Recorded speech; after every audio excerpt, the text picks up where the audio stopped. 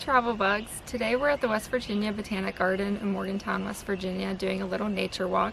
It's the beginning of April, so everything's transitioning into looking like springtime. We're gonna go see what kind of wildflowers there are, different birds, and see what nature has to share with us.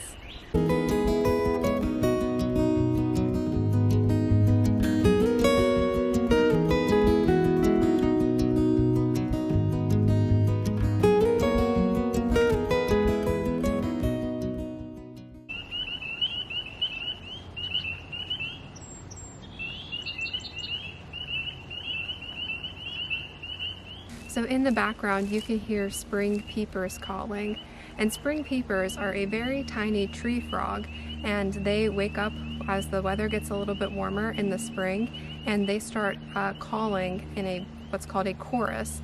And that's a really popular sound of spring in our area, is the sound of the spring peepers calling.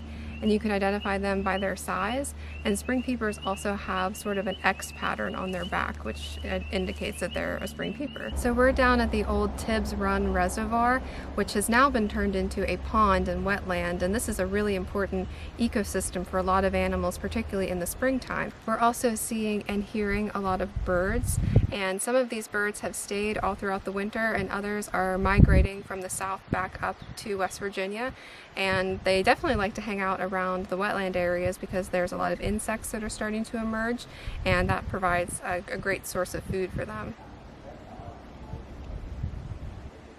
So here we have come across an insect that we unfortunately did not want to see, and this is the Hemlock woolly Adelgid. And this is an insect that is considered invasive, so it came from another part of the world to North America, and it's currently destroying a lot of the hemlock trees. And hemlock trees are a really important species for forests and environments, particularly along rivers and streams. And you can identify the Hemlock woolly Adelgid by looking on hemlock leaves for a soft, fuzzy kind of material, and this is actually the insect and the insect casings. And so keep an eye out for the Hemlock woolly Adelgid, and a lot of times you can report that to state and government organizations and nonprofits who are tracking the Hemlock woolly Adelgid, which is exactly what the Botanical Garden is doing here.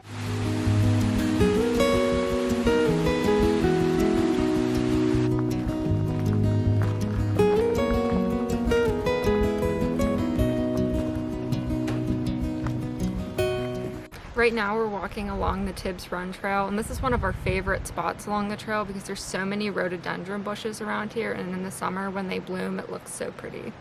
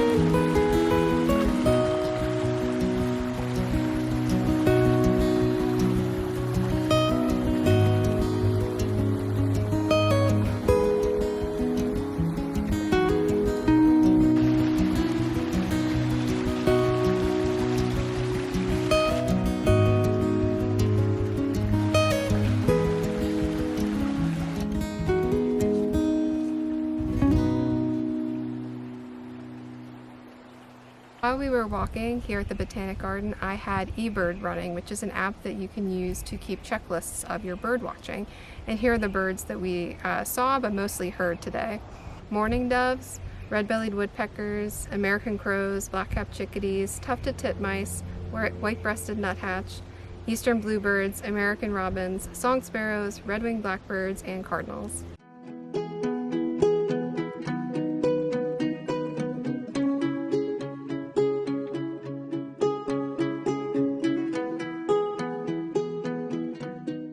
So we're now doing a walk at the West Virginia Core Arboretum. This land used to be part of a farm before it was purchased by the university, and now it's a preserved area where you can do hiking, walking, and today we're doing a little wildflower walk to see what kind of wildflowers we can find. So this is one of my favorite spring ephemerals. This is called cut-leaved toothwort, and this flower has a really cool name that gives us some clues as to kind of what makes it unique. And the name toothwort comes from the fact that underground there's a rhizome, which is where the roots and the shoots come from, and it actually looks like a little white tooth, and that's where its name came from. And it also has leaves that sort of have serrated edges or lobes, and so cut-leaved toothwort is where it gets its name.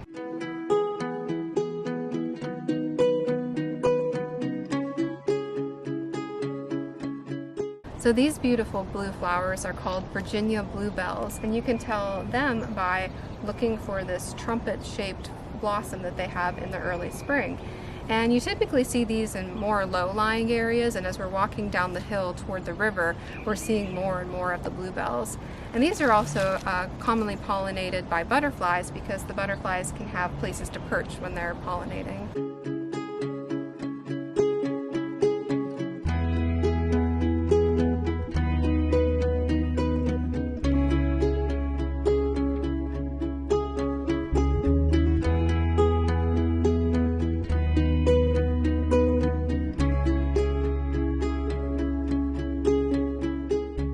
So we've made it to the lower part of the trail, kind of close to the river, and we've been treated with this beautiful display of Virginia bluebells blooming all over the hillside. The bluebells and these other flowers that we're seeing today are considered spring ephemerals.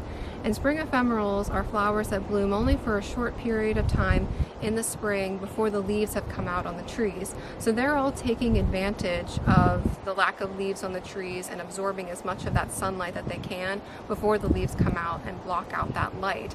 And these flowers have a very special relationship with insects as well, because there are some of the first plants that feed these insects that are emerging in the early springtime. The word ephemeral means temporary, so the spring ephemeral season is only here for a short period of time. So we would encourage you to kind of discover what kind of flowers and plants will be blooming early in the springtime in your area and see what you can discover. Another great plant that we just came upon are called Dutchmans Britches, and they get their name because their flower looks like a tiny pair of pants, which is just so cute. And you can identify these by the distinctive white flower, and they are really a true spring ephemeral because their plant fades by summertime, and they also depend on bumblebees to cross-pollinate.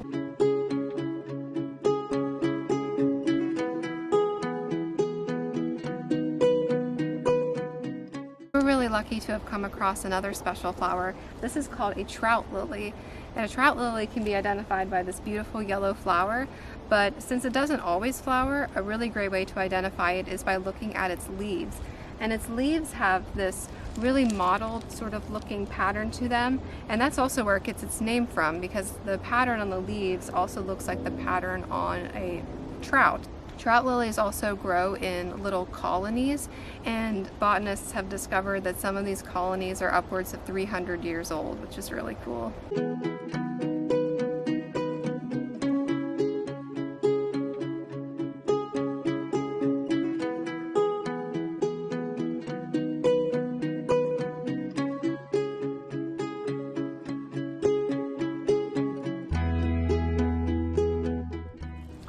So we had a great time today exploring a bit of nature here in Morgantown at two of our favorite places, the West Virginia Botanic Garden and the WVU Core Arboretum. Thank you so much for joining us today. Don't forget to check out our website, everywhereforward.com, and give us a follow on Instagram at everywhere_forward, and give us a subscribe here on YouTube. We'll see you next time, travel bugs.